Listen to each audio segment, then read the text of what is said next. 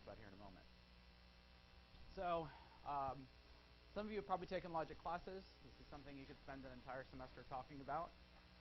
We're going to spend about 45 minutes on it. Quick introduction to reasoning. Reasoning refers to our ability to determine the validity of a conclusion based on statements thought to be true. So this is a clear cognitive ability. We have inductive reasoning, which is when we try to make general statements based on individual observations.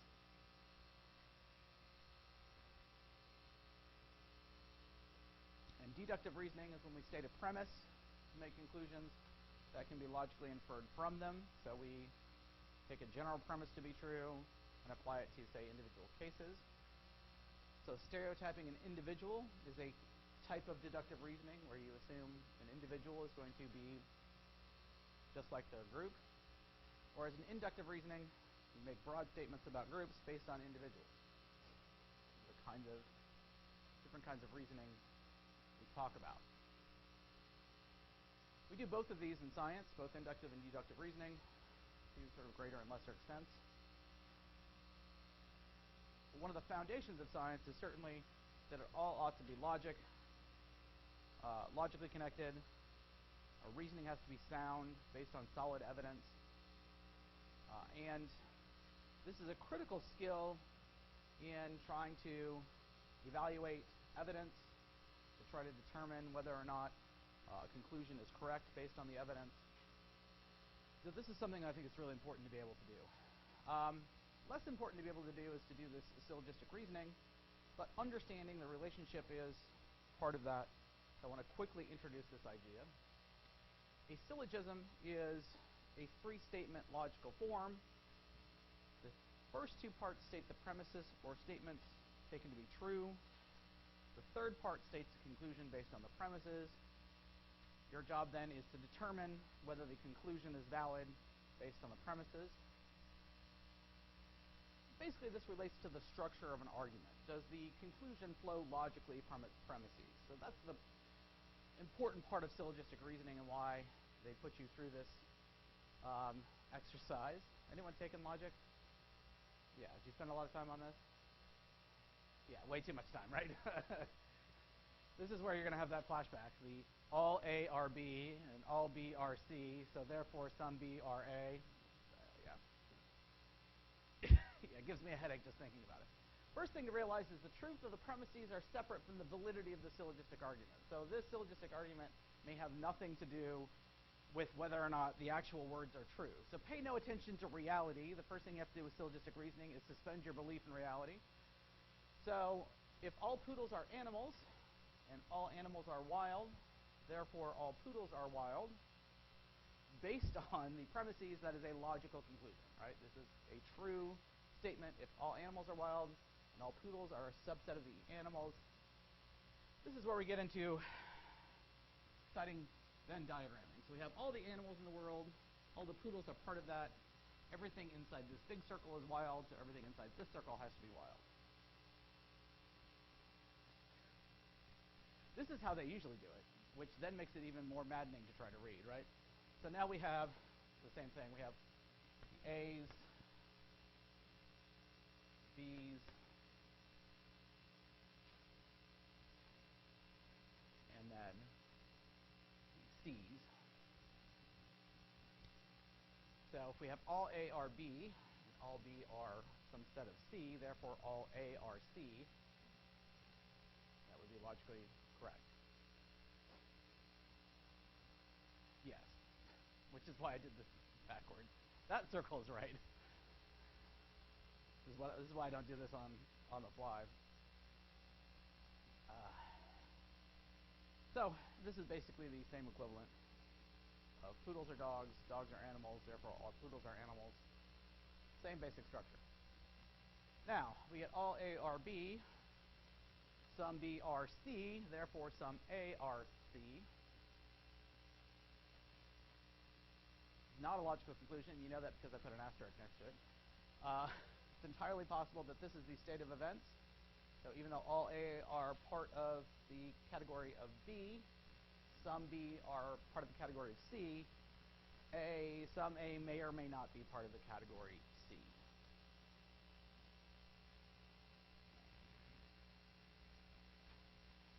This gets at all polar bears are animals, some animals are white, therefore some polar bears are white. While that's factually true, it doesn't flow from the reasoning. Does anybody have a headache yet? So, one more example. This is our basic, these three-part syllogistic reasoning statements. You just have to determine logical equivalent. So all of these are possibly true. So, many question whether syllogisms have any ecological validity, including a few voices from the crowd today, which I don't blame you at all. There are some instances where more importantly is learning to understand how to form a logical conclusion and maybe how to write a sentence. Basically trying to understand the parts of premises of an argument and the conclusion of whether or not they flow logically. That's the basic idea here. Now, we're not generally faced with this kind of syllogistic reasoning. We are, however, often faced with conditional reasoning. Conditional reasoning involves a logical determination of whether the evidence supports, refutes, or is irrelevant to a stated relationship. This is where we get into kind of if-then relationships. So, any of you who do coding, lots of computer coding is involved in conditional reasoning, right? If this happens, then this happens. Well, these are about making logical conclusions about these if-then relationships. We have the antecedent, the if, the consequent, then, and they look something like this. So you can affirm or deny a proposition based on the antecedent or the consequent. And there are four possibilities based on available evidence. So if we have, if you are a freshman, you must register today. That's the if you are a freshman. The then is then you have to register today, right? Now, if we have evidence, you are a freshman, you're not a freshman, you have to register today or don't have to register today, then we can make a logical conclusion about that statement based on the antecedent or the consequent. So we can affirm the antecedent, I'm a freshman. We can deny the antecedent, I'm not a freshman. We can affirm the consequent, I have to register today, or deny the consequent, I don't have to register today. So, first of all, I'm not going to ask you the Latin for these, the modus ponens and the modus tollens, or however you pronounce any of that. But, this is our example.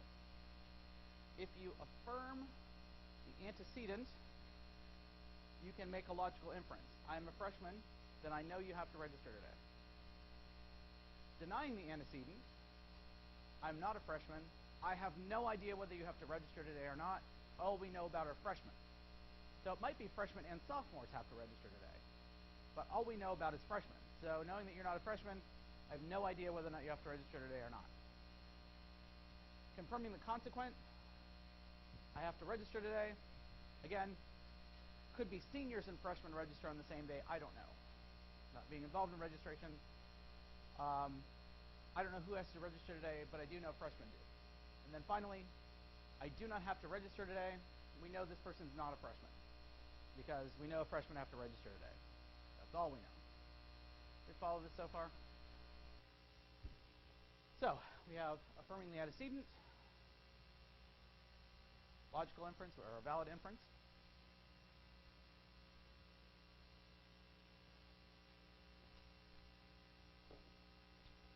So affirming the antecedent, we can make a valid inference. I'm going to warn you, on the exam, while I'll also ask you about affirming the antecedent, you'll also have to figure out the truth of a statement based on this kind of premise. So you actually have to do this kind of problem. So affirming the antecedent is a valid inference. Denying the antecedent, can't make a valid reference, so it's an invalid inference if we deny the antecedent.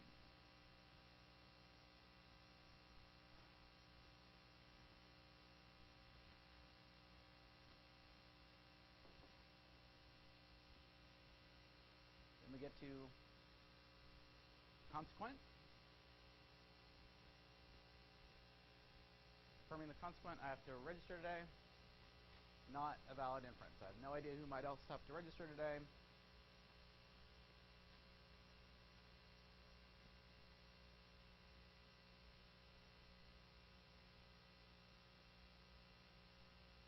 And then finally denying the consequent. And this is a valid inference. So if you don't have to register today, then I can conclude that you are not a freshman.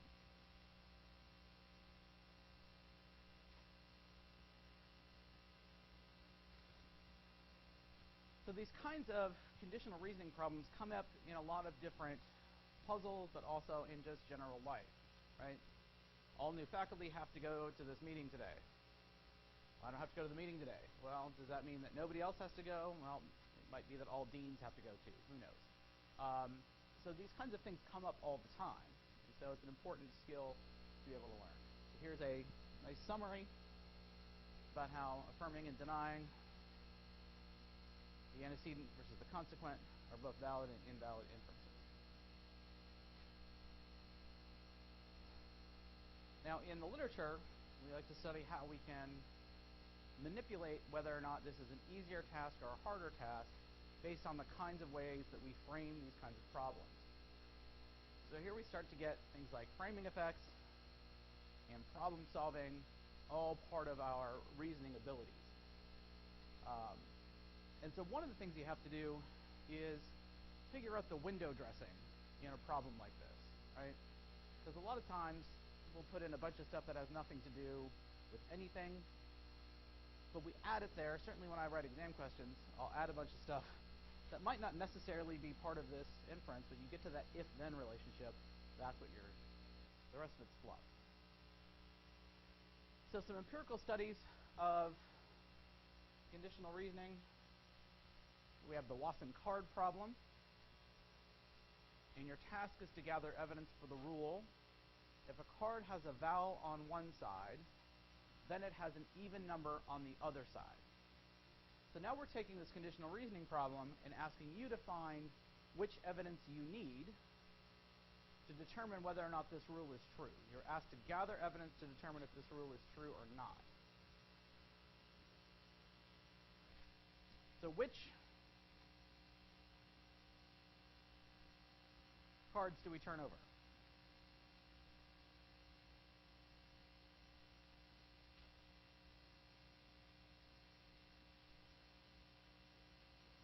Anyone know?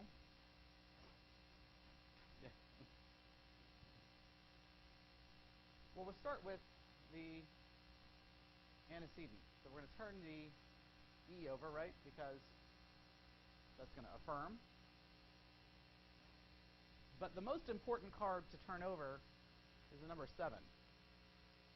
Because if there's a vowel on the other side, then the rule is not true, right? And this is the part that people don't look for. They look for confirming evidence, but they don't look for the disconfirming evidence, which is probably the more important part of trying to determine the validity of an argument. Because once you've disconfirmed it, you can find all the supporting evidence you want. But once you've disconfirmed it, you've disconfirmed it, right? And so you can prove the rule not true by this one card out of that set. And only 4% thought to look for that disconfirming evidence in addition to confirming evidence. And we call this the confirmation bias. We're much more likely to find confirming evidence than to look for disconfirming evidence.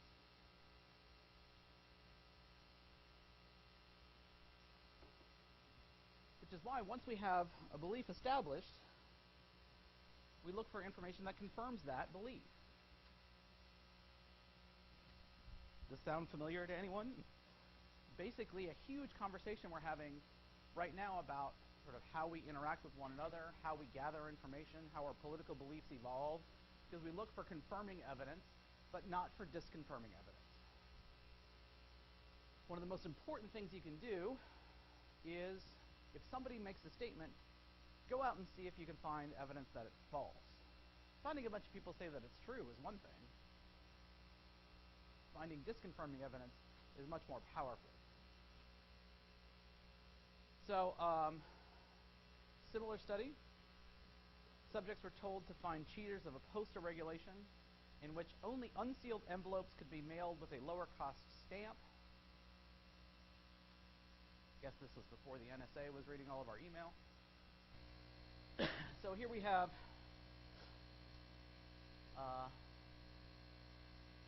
different stamp costs. We have a 60-cent stamp and a 40-cent stamp, and we have a sealed envelope and an unsealed envelope. Which ones do we turn over?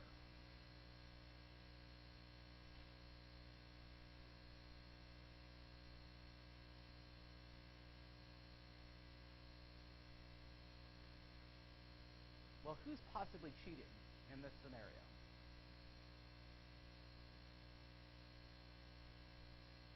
That is, who's putting the cheaper stamp on a sealed envelope? Well, the sealed envelope is the one we'll turn over to see if it's got a cheaper stamp, but of course we'll turn the cheaper stamp over as well to see if it's sealed.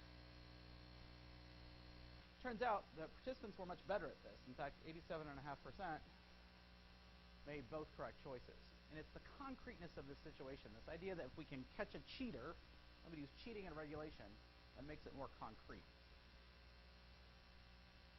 But this is an important skill to try to acquire, is how do I find affirming evidence or disconfirming evidence, and what's the way in which that works. So to put this back in terms of affirming the antecedent, that's why we flip this one over, and then denying the consequent is why we flip over the one that's already sealed.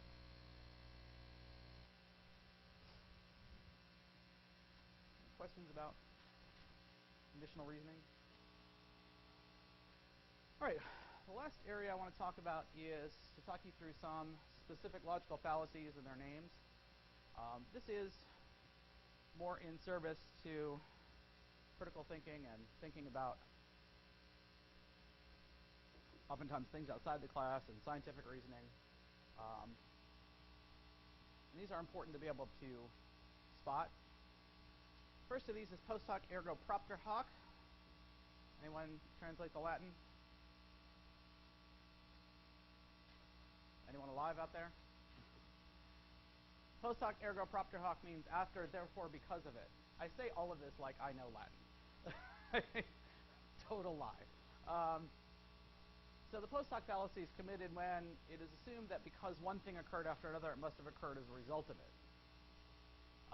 This is basically relying solely on correlations.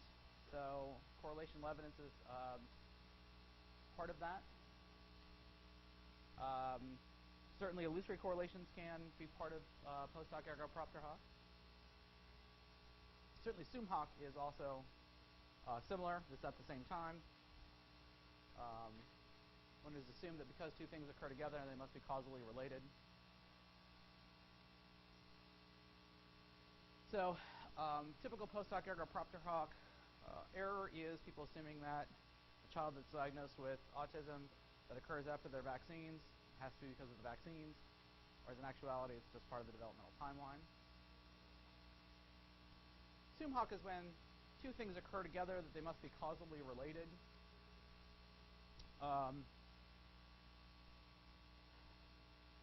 This is the kind of thing we sometimes do. This is where superstitious learning certainly comes together.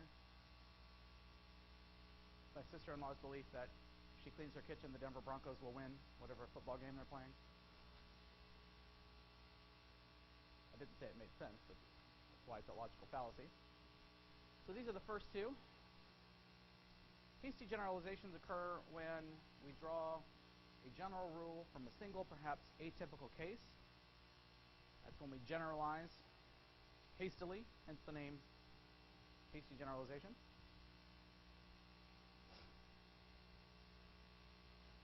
Sweeping generalization is using a general rule to apply to a single case. So a hasty generalization is because this guy did that, then all people are like that. Sweeping generalization is this guy did it because, right? Anybody see any of this lately? He did that because he's Muslim. He did that because he's an immigrant. Right? Hasty generalizations, of course, taking the opposite tack. Because there are a few Muslim terrorists, then we assume all terrorists or all Muslims are terrorists, or one person commits a crime who's an immigrant from Mexico, all immigrants from Mexico are criminals. These are logical fallacies that people simply do all the time, and it's something you have to call out and watch out for. So it's part of trying to be a good informed citizen is being able to spot these. Another favorite of mine is the slippery slope fallacy. You falsely assume that one thing must lead to another. Talk about this all the time in my drugs and human behavior class. You have to stop the marijuana because it will cause people to do heroin, right? Jeff Sessions, our Attorney General Sessions right now is trying to do this huge nationwide crackdown on marijuana because the kids are going to smoke the pot. They're all going to become criminals and lazy people. Turns out like half of the United States smokes pot right now. So like we're still getting stuff done. Like, most people are still going to work. Yeah, it's getting weird though, because now like kids are smoking pot with their parents on the weekend. I don't know. Anyway, so that's the slippery slope fallacy. Ad populum, or the bandwagon fallacies committed by arguments that appeal to the growing popularity of an idea as a reason for accepting that it's true. Everyone believes it. It's got to be true. Everyone in my daughter's playgroup believes that vaccines are bad for us, so they must be, right? This is a huge problem because we just assume that we have this innate bias that the more people tell us something, the more likely it must be to be true.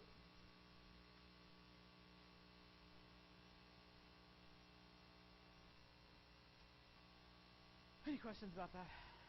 Quick introduction. This isn't a comprehensive list, but what else do we have left in here?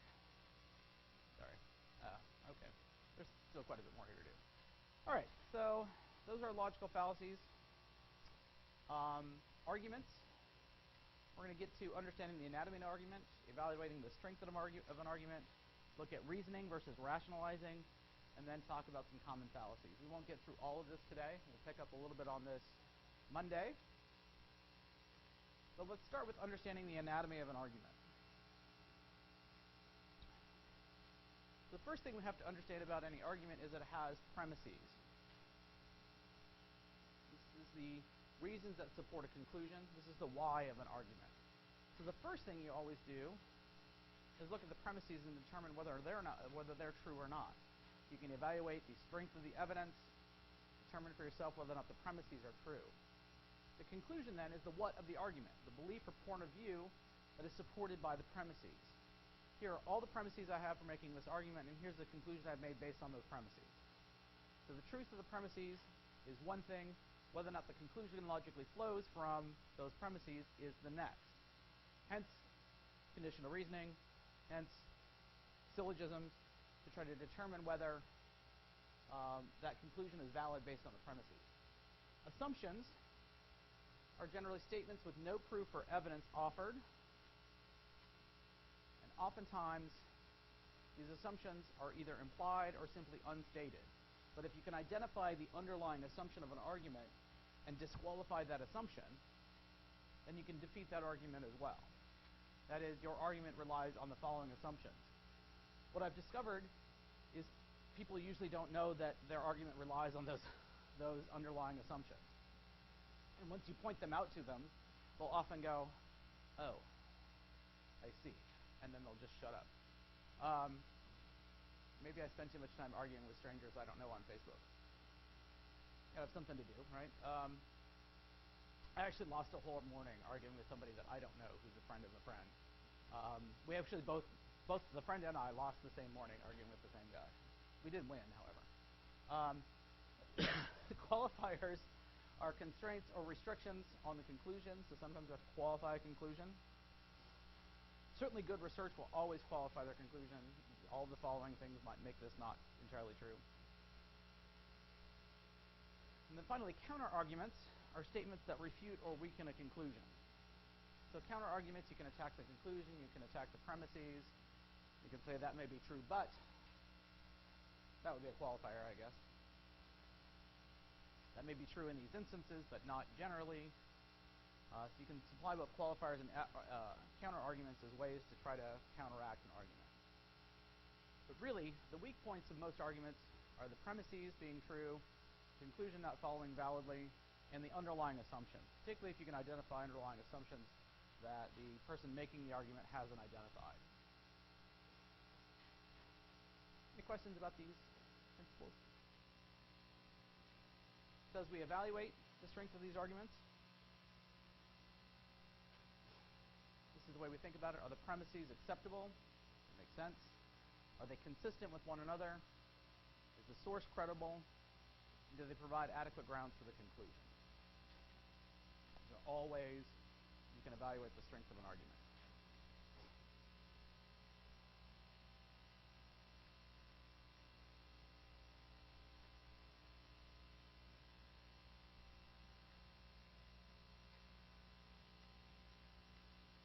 Any questions about these?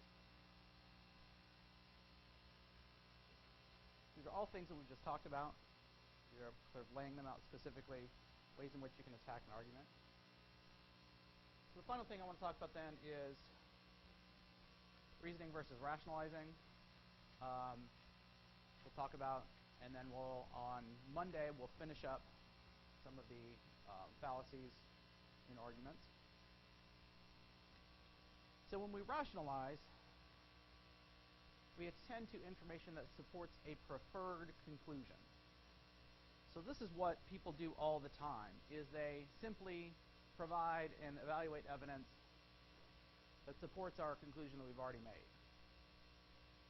You're trying to rationalize your argument. Whereas when we reason an argument, we weigh competing arguments, competing information, and then make a conclusion based on all the available data or all the available evidence. So this is the critical distinction. People who rationalize are simply supporting their own argument. They're not weighing evidence. They're not trying to think about competing arguments. Whereas using reasoning, we can look at the available evidence and make a conclusion based on the available data, based on the available information, based on the credibility of the information. There are lots of ways in which you can try to look at whether or not an argument is valid and use reasoning to do so rather than rationalizing. And this is a really important skill to be able to do, particularly for those of you who are interested in moving into public policy or working with the public, going into law school. It's a really important part of that. Keep in mind, almost everything you read or hear has been designed to persuade you to do or to believe something.